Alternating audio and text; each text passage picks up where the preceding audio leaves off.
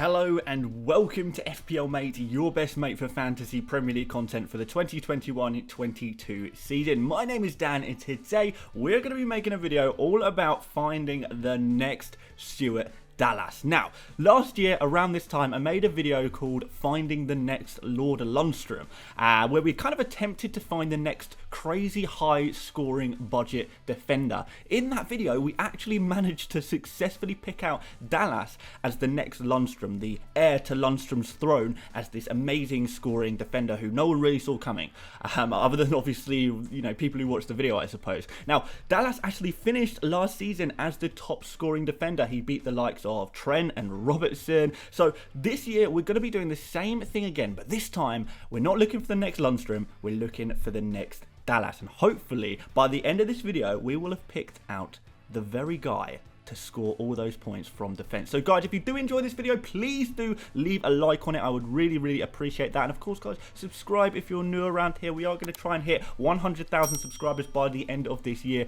and I can only do that with your help, so please do help me out by subscribing, particularly if you just want loads of FPL content every single day for the rest of the summer. Why not, guys? Why not? So without further ado, let's get started.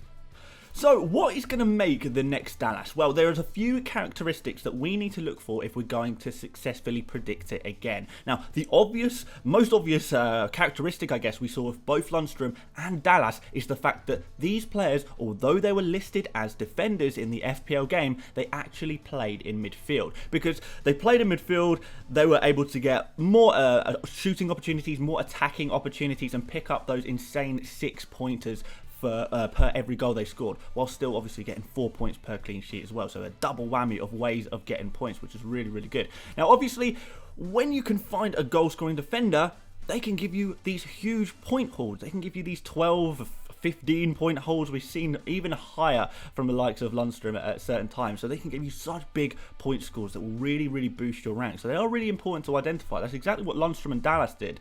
The difficulty this year is actually finding a midfielder who has been incorrectly listed as a defender.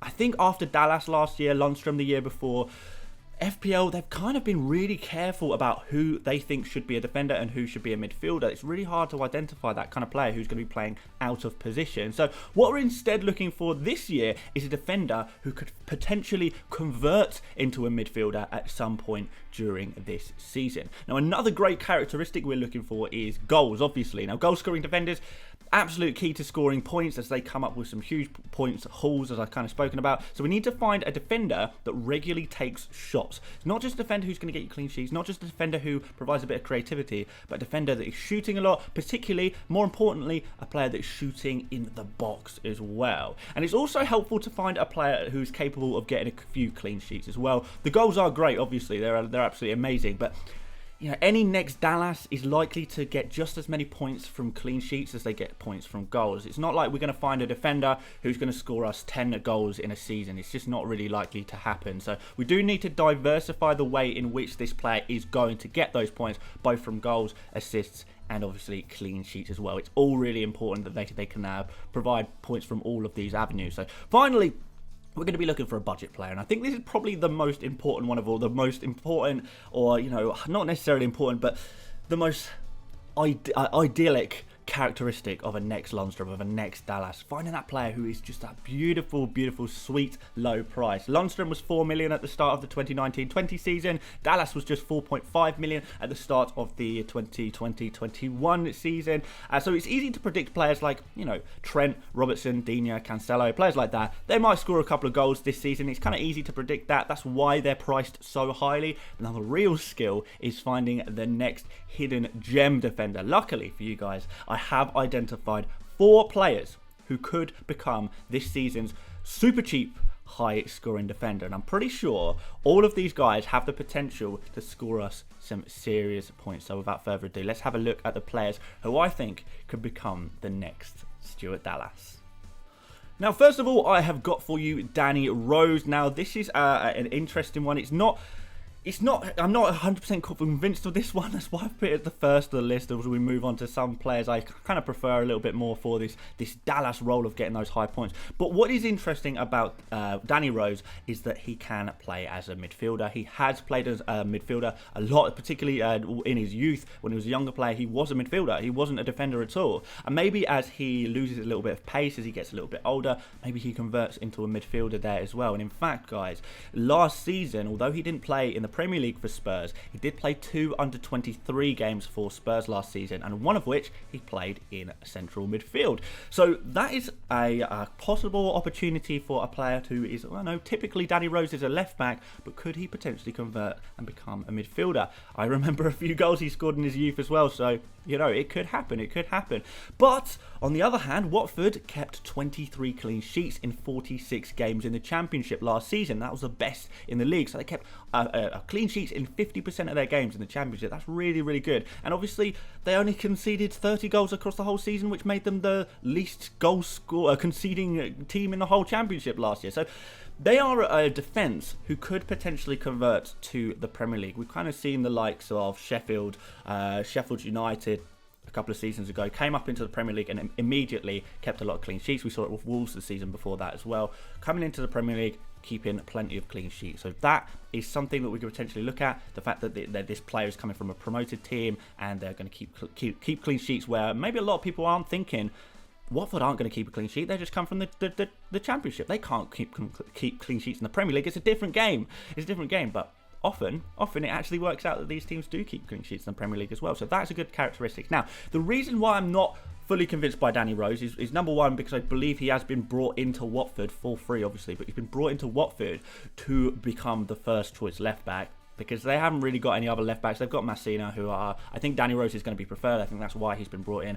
And second of all, even if he does convert into a midfielder, I do think that he is likely to be playing as a deeper defensive midfield role anyway, which is arguably going to give him even less opportunities to score than if he was going to be playing at left back. So there are some Dallas-like qualities to Danny Rose, but they're not quite all there. So let's move on to the next one, guys. So the next option is Ryan Sessegnon. I think I actually put Ryan Sessegnon in the potential next Lundstrom's video last year. Obviously, this one didn't pan out so well, but he went off on loan, and I think we all knew by the time he went off on loan to Hoffenheim, we kind of accepted, okay, yeah, it's not going to be Sessegnon. But here's the thing.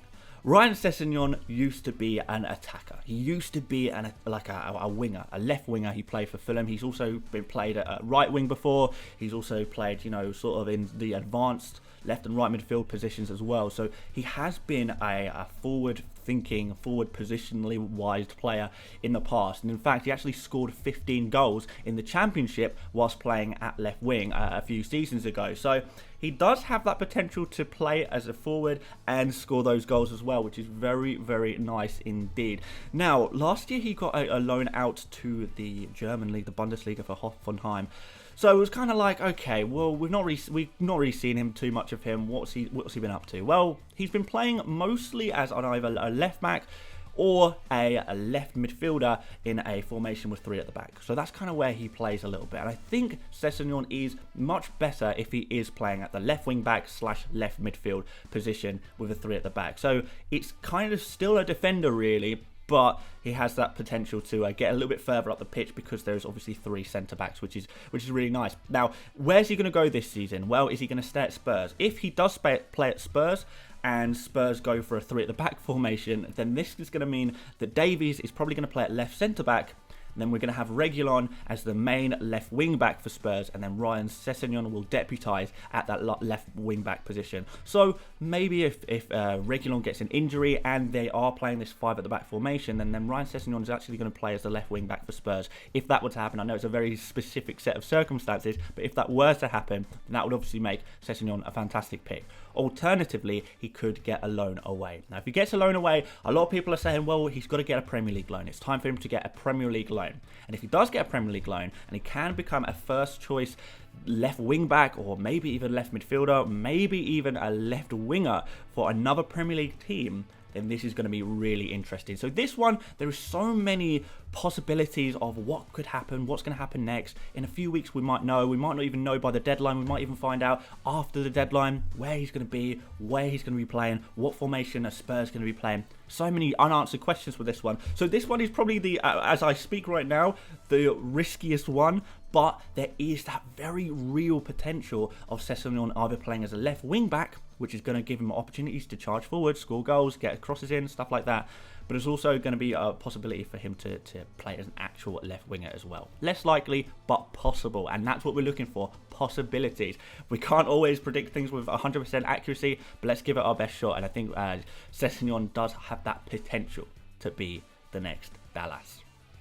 Next, we have Ryan Nori. Now, this player is not really a player who I think is going to play in midfield. I don't think there's really any chance of him playing in midfield, unless, of course, you count a left wing back as a midfielder. And if Wolves do go with the 3 at the back formation with this left wing back, right wing back, or left midfielder, right midfielder, depending on what you want to call it, then obviously we're going to have some opportunities. So, Nori, a left wing back, a very, very forward-thinking left wing back as well. We kind of saw little bits of it last season. The fact that he really does charge right up the pitch. He wants to get in the other opposition's half, but not just their half, but also their box. So he actually took 16 shots in 21 appearances last year. 5 of those appearances were substitute appearances as well, but he had 16 shots. That's pretty incredible for a fullback, particularly one that's only 4.5 million. So really, really nice there. And 9 of his shots were actually in the box as well.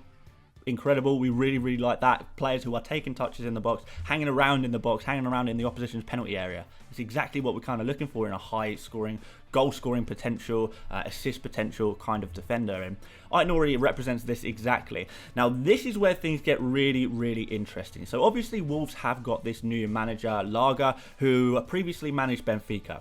And let me tell you about fullbacks under Lager at Benfica. So, Alex Grimaldo under Lager at Benfica got 4 goals and 19 assists in 69 appearances. So, pretty much a goal contribution every 2 or 3 games.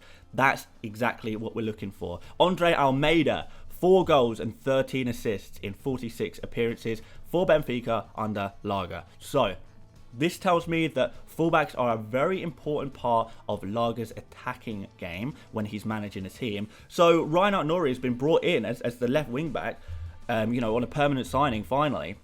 He's already shown heaps of attacking potential.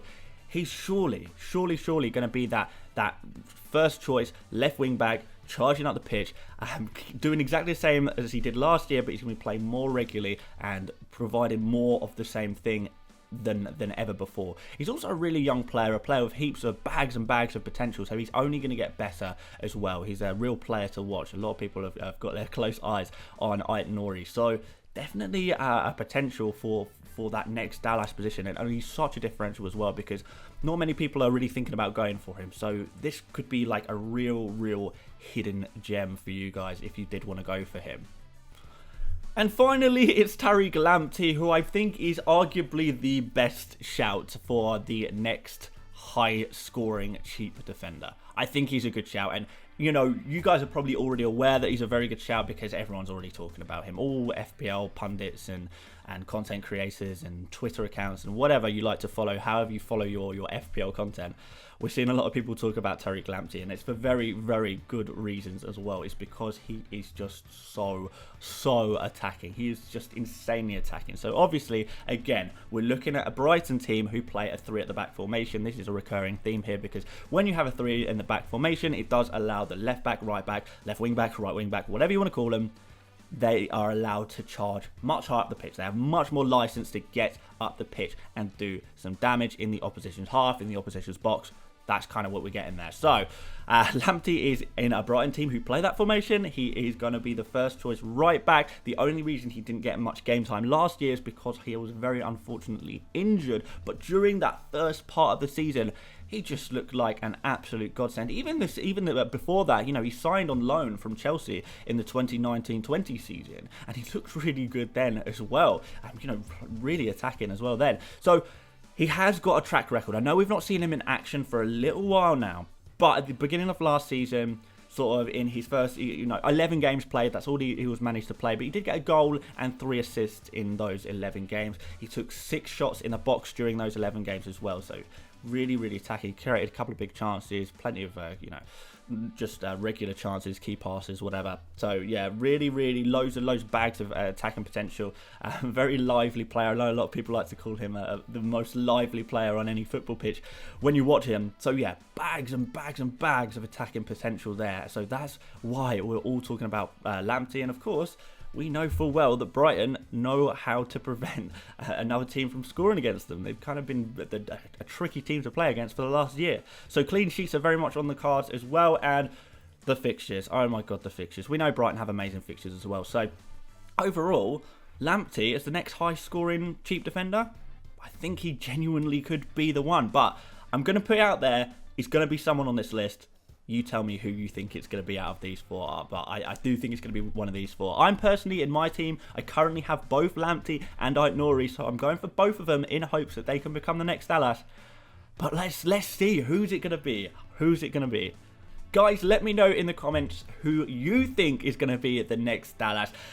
Just any player, whether it's on this list or it's another player who I haven't mentioned. Have I missed someone out who could really be that next Dallas? And please, guys, don't go for 5.5, 6 million defenders. We all know that they are capable of scoring high amounts of points. I'm really looking for those cheap kind of underdog kind of players to become the next big thing. That's kind of what we're looking for here. So let me know who you think is gonna be that player. If you did enjoy this video, please do leave a like. It really does help out the channel so much. And of course, subscribe if you're new around here. I'll really appreciate that as well. Maybe turn notifications on if you want pretty much daily FPL content on your YouTube timelines. Why not? Why not, guys? But yes, aside from that, guys, plenty more content to come. As I keep saying, we've got so many videos planned. Maybe we'll do finding the next someone else. In a couple of days' time, we'll find another player to find the next version of, to try and help you identify the next big scoring players in FPL. That's what we're all about, isn't it? But aside from that, guys, follow me on Twitter at FPLmate. Same on Instagram. If you want to join my mini league, there's a link in the description. And I will see you later, mates.